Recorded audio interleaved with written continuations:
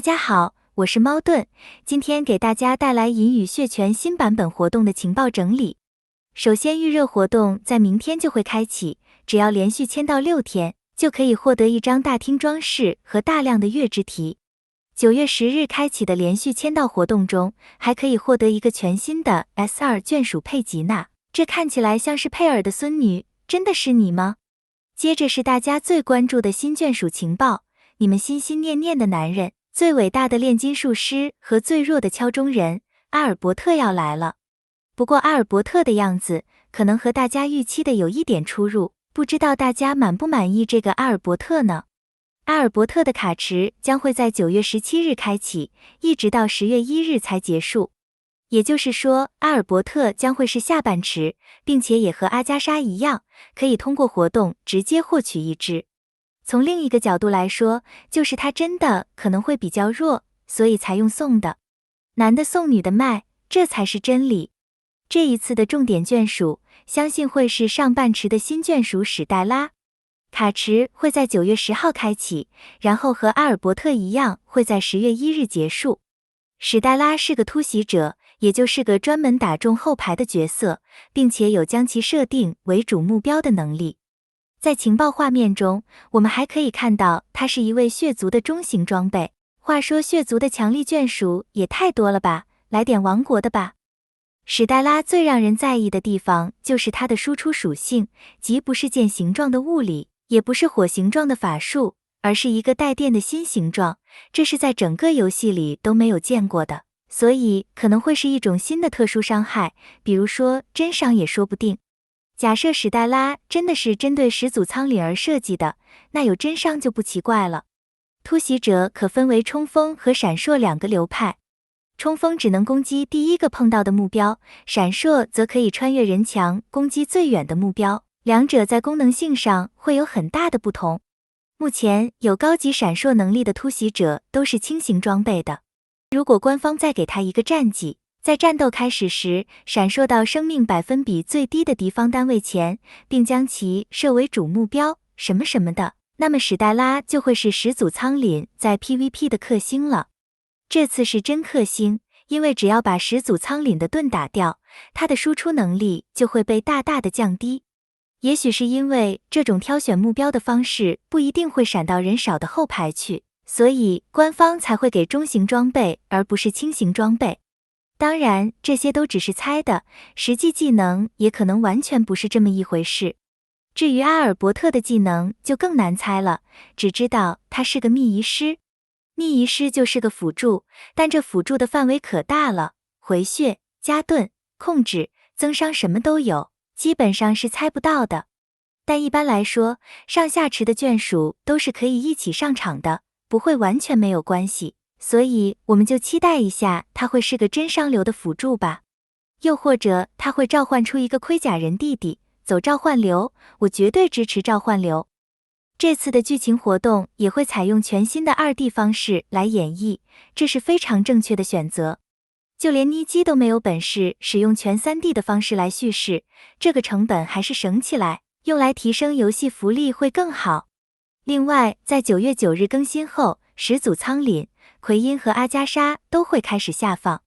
并且在新的限定池里也有机会抽到他们。主线的部分也会迎来全新的章节第19章。大佬们抽的新角色终于有能用的地方了，萌新们就努力的拼命追赶吧。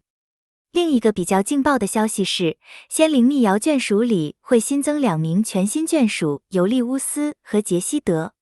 不过比较扯的是，杰西德居然要先召唤4次齐格鲁纳和4次尤利乌斯后才能召唤出来，真的是等到花儿也谢了。假设1个月召唤1只半，那也是半年后才能召唤出来的东西。不晓得第1名公会的玩家已经召唤了几只齐格鲁纳出来呢？这个设计，老实说我觉得还挺失败的，因为它大可能会让杰西德变得无用化。杰西德不用说，一定会是个很强力的眷属，满月的轻型装备突袭者，这必然会是一个大输出。他甚至有可能是始祖级别的，强度堪比始祖苍岭，不然也不会设定成如此难获取的条件。如果史黛拉克制不了始祖苍岭，我相信杰西德一定可以。不过重点是杰西德的强度是否经得起长时间的考验，这是最大的问题。银鱼血的换代速度实在太快了，我对杰西德的保值程度是比较有疑虑的。可能等平民玩家拿到杰西德时，它已经成为一个普通级别的眷属了。更别说是后来的新人，要拿到杰西德就要花更长的时间了。到最后更是可能直接跳过杰西德，去召唤新的眷属了。从这次的新版本开始后，会有一个很好的功能，这也是我一直很希望有的，那就是新眷属试玩了。这个在很多游戏里都有，现在银与血终于也时装了，开心。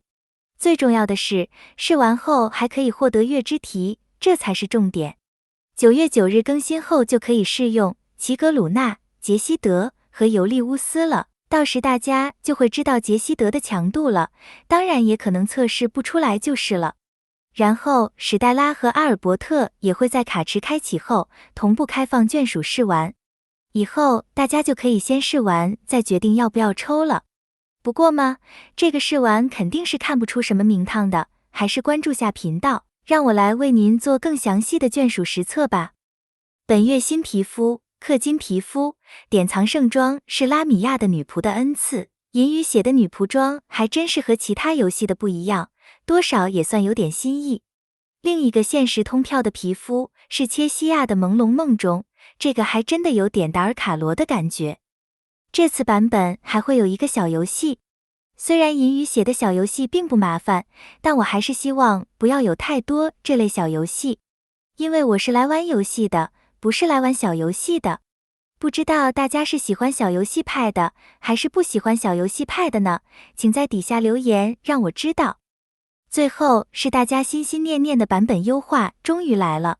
首先是营月共理和死斗赛的资源存储上限，从原来的12小时提升到了24小时，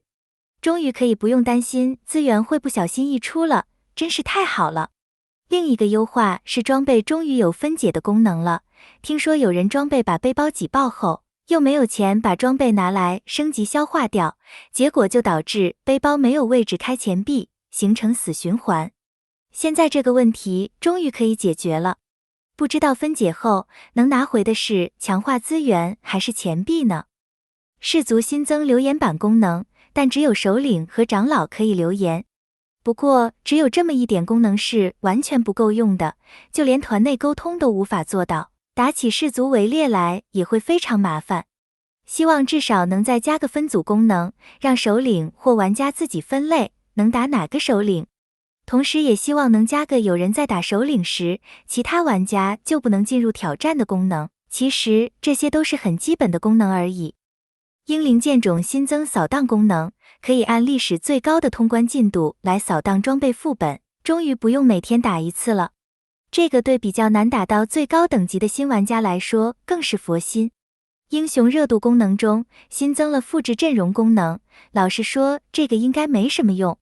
我更希望能增加一个在氏族围猎各首领的伤害排行榜和复制队伍功能，这样氏族围猎再打起来也会更轻松，自己抄自己氏族的队伍总不会有什么问题吧，反正也没有个人排行榜奖励，不然每次都要重新安排队伍真的很麻烦。9月也会有新的氏族围猎活动，看来氏族围猎会成为常驻活动，排名高的氏族可以每月换2只，排名低的就可能每月只能换到1只。